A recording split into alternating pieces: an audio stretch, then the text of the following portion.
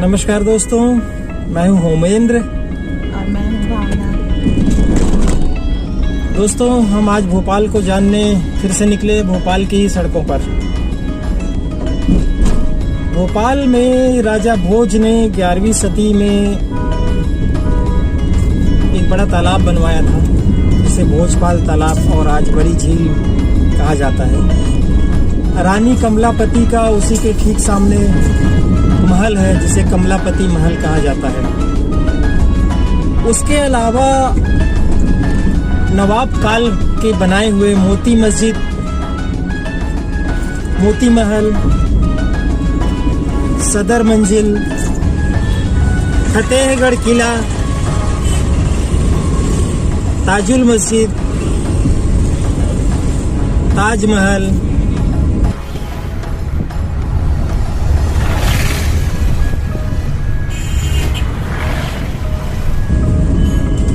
गोलघर, परी बाजार, इधर है इधर।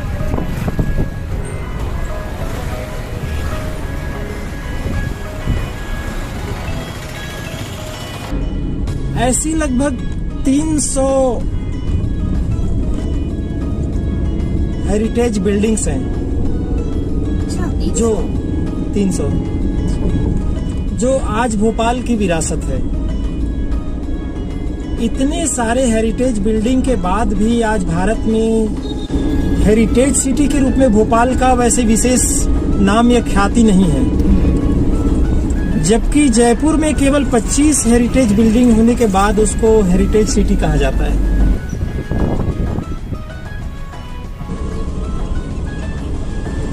तो दोस्तों, हमने आपको पहले राजा भोज के बारे में और फिर कमलापति, रानी कमलापति के बारे में, उनके शासनकाल के बारे में, उनके निर्माण के बारे में आपको वीडियो के जरिए बताया है।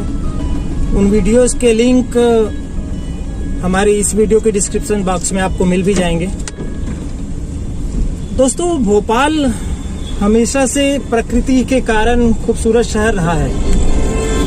अभी अप्रैल का आखिरी सप्ताह चल रहा है 2022 का, और 3 बार यहाँ गर्मी की लहर आ चुकी है और 42 डिग्री तक तापमान जा चुका है।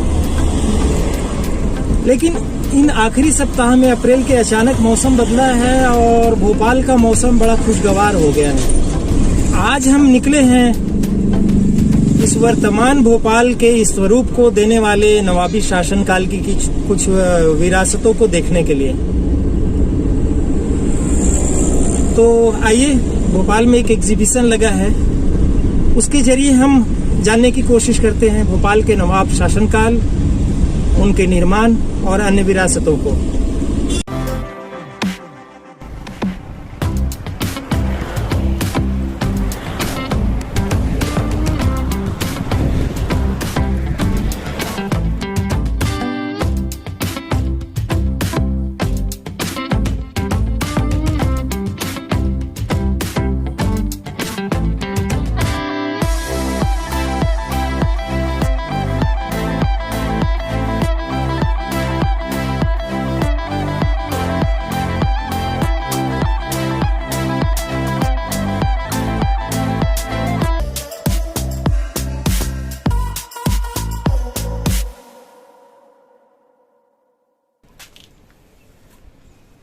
तो दोस्तों, भोपाल के राजा भोज और कमलापति, रानी कमलापति के शासनकाल के बारे में हमने आपको पहले ही वीडियो में बताया है।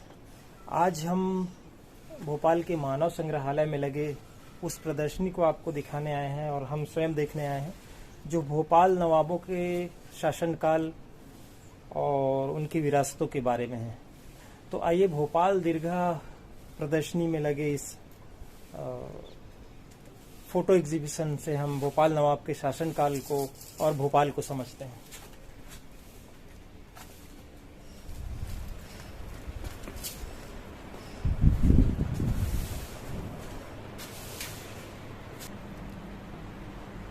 ये भोपाल का बड़ा तालाब, भोपाल का बड़ा तालाब जो राजा भोज ने बनवाया था, और यहीं से भोपाल की शुरुआत होती है। रानी कमलापति महल है, जो हमने पिछले वीडियो में दिखाया था, गिन्नौरगढ़ का किला भी अब नवाबों का पिक्चर्स के माध्यम से प्रदर्शनी लगाया गया है, वो दिखाते हैं। भोपाल के शासक, रूलर्स ऑफ भोपाल, 13 नवाब हुए।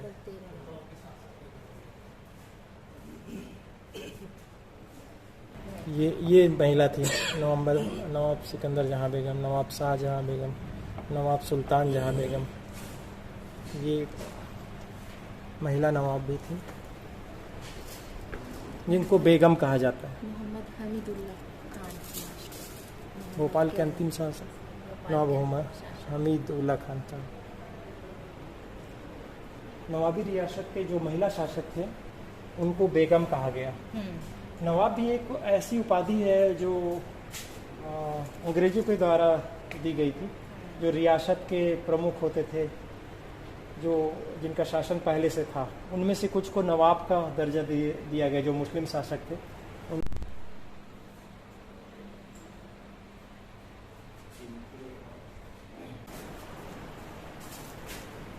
ये है पहले शासक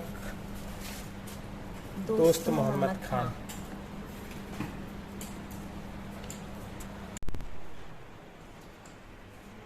ये है इस्लाम नगर का किला, महल, जहाँ दोस्त मोहम्मद खान ने यहीं से शासन अपना शुरू किया।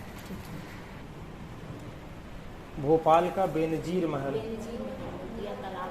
मोतिया तालाब और ताजमहल। ये ताजमहल ये है,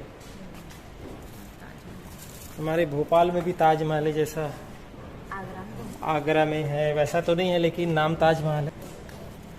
ये ताजमहल का एक गेट है जो अब अस्तित्व में नहीं है। ये वाला गेट तो दिखता है फिर भी ताजमहल का।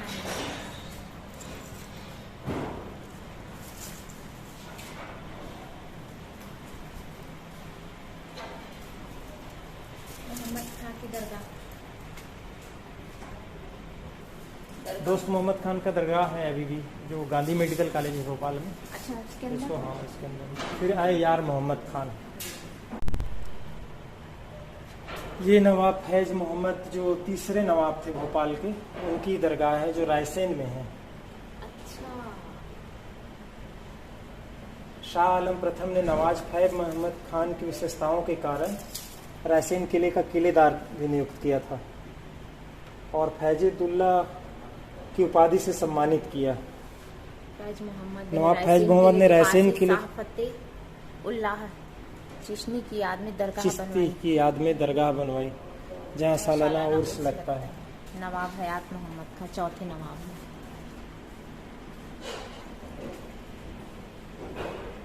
इनकी ये दरगाह है, कहीं कहाँ पर है ये देखना होगा। ये नवाब गौस मोहम्मद खान भोपाल के 5वें नवाब हैं। ये भोपाल के 5वें नवाब हैं और ये उनका दरगाह है। कहाँ पे है ये नहीं लिखा है। इसमें लिखा है, अस्मत बीवी के मृत्यु के पश्चात उनके द्वितीय पुत्र गौस मोहम्मद खान को भोपाल के नवाब की गद्दी पर बिठाया और मुख्तियार वजीर मोहम्मद खान की देखरेख में प्रशासन का संचालन होने लगा। वजीर खान गौस मोहम्मद खान के चचेरे भाई थे। उन्हीं के समय नागपुर एवं ग्वालियर के मराठे सैनिकों ने आक्रमण किया। गौस मोहम्मद खान ने 7 दिनों तक बिना खाना खाए सिर्फ गुटखा यानी इमली, सुपारी, तंबाकू, कट्ठा एवं दुबला चमड़ा, कोई खास चमड़ा रहा होगा, किस चीज का चमड़ा है पता है, खाकर युद्ध लड़ा और विजय प्राप्त की। उसी समय से, भावना कितना इंटरेस्टिंग कहानी है। उसी समय से भोपाल में गुटखे का प्रचलन शुरू हुआ और समयानुसार गुटखे में बादाम, पिस्ता, नारियल और अन्य जायकेदार चीजें मिलाने का प्रचलन में आया। अच्छा, बहुत ही इंटरेस्टिंग है। तो दोस्तों, गुटखे की कहानी जो 1808, 1809 5वें नवाब के समय गुटखे की कहानी बड़ी रोचक थी। अब हम चलते हैं अगले छठवें नवाब की तरफ। 6वें नवाब हैं नवाब वजीर मोहम्मद खान। 6ठे नवाब है ये, नवाब वजीर मोहम्मद खान। ये दोस्त मोहम्मद खान के बेटे फैज मोहम्मद खान के पुत्र शरीफ मोहम्मद खान के साहबजादे थे। ये गौस मोहम्मद खान के समय भोपाल के प्रशासक थे। इनकी बहादुरी के कारण इन्होंने 7 लड़ाइयाँ लड़ी जिसके कारण हैदराबाद के बाद भोपाल दूसरा ताकतवर राज्य बना। भोपाल जो है हैदराबाद के बाद दूसरा ताकतवर राज्य कब बन गया था? 1809 के बाद। हाँ, ये उनका मकबरा है, कहीं सीहोर के आसपास होगा, क्योंकि भोपाल के आसपास ही फैले हुए हैं इनके। ये उसके बाद हुए 7वें नवाब नजर मोहम्मद खान, जिनको नवाब नाजिरुद्दौला के नाम से भी जाना जाता था। 1818 में अंग्रेजों के साथ इन्होंने अपना शासन चलाने के लिए समझौता भी किया था। सीहोर में शायद इनकी दरगाह होगी, ये उनकी मजार है। जगह का नाम भी लिखना था ना, मजार का, दरगाह का। गौहर बेगम कुदसिया, यहाँ से भोपाल में बेगमों का शासनकाल शुरू होता है। और ये 7वीं 6वां 7वां 8वीं शासक थी, महिला शासक की मतलब। गौहर बेगम यानी कुदसिया बेगम का कार्यकाल जो है 1819 से 1837 के बीच रहा। इन्होंने भोपाल में कई निर्माण करवाए, जिसमें गौहर महल भी है। और कहा जाता है कि गौहर महल में एक टनल भी है जो रायसेन किले तक जाता है। मक्का एवं मदीना में भी एक एक बिल्डिंग खरीदकर भोपाल से हज पर जाने वाले श्रद्धालुओं के लिए क्रमशः मक्का अल मुकर्रमा और मदीना की व्यवस्था की।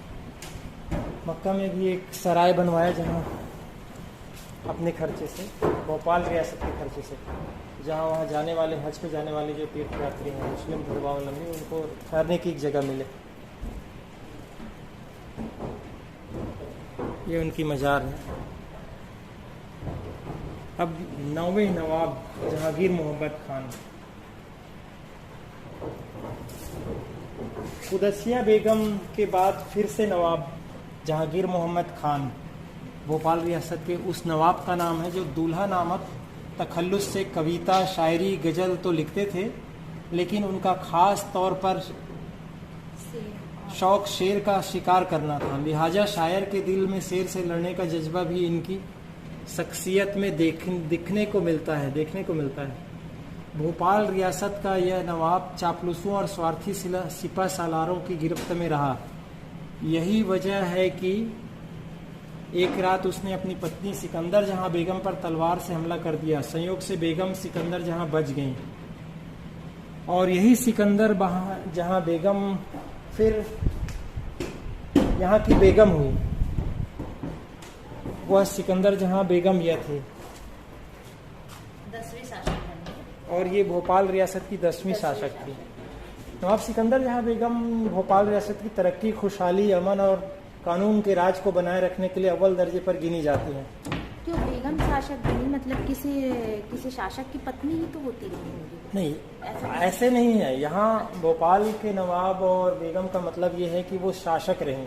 अच्छा। उनकी पत्नी रही हूँ, बेटी रही हूँ। अच्छा, हाँ। वो शासक रही, इसलिए बेगम है।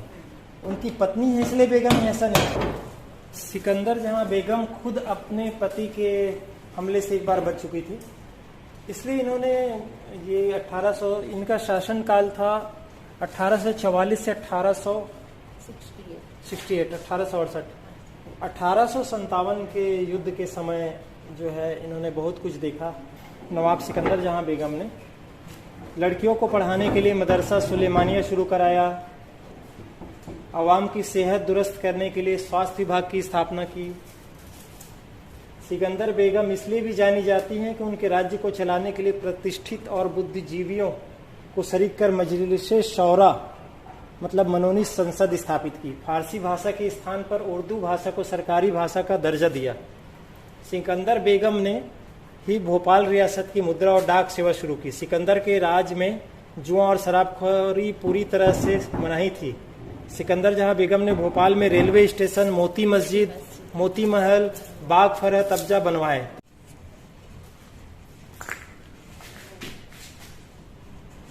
सिकंदर जहां बेगम ने हिंदू मुस्लिम एकता के लिए भी बहुत काम किया। इतिहास में उनका नाम इस बतौर भी लिया जाता है। ये मोती मस्जिद है, ये मोती महल का दरवाजा, इसके अंदर फिर सदर मंजिल है, और ये हुआ सदर मंजिल। उसके बाद आता है बेगम शाहजहां का दौर, जो 1868 के बाद, 1868 से 1901। ये बहुत ही महत्वपूर्ण पीरियड था, जब भारत में आज़ादी के आंदोलन बिल्कुल चरम पर थे, अलग अलग आंदोलन हो रहे थे। तो भोपाल में वैसी कोई छटपटाहट नहीं थी, क्योंकि भोपाल के नवाब अंग्रेज़ों से पहले ही जो 7वें नवाब थे, उन्होंने संधि किया था कि वो एक दूसरे को नुकसान नहीं पहुंचाएंगे।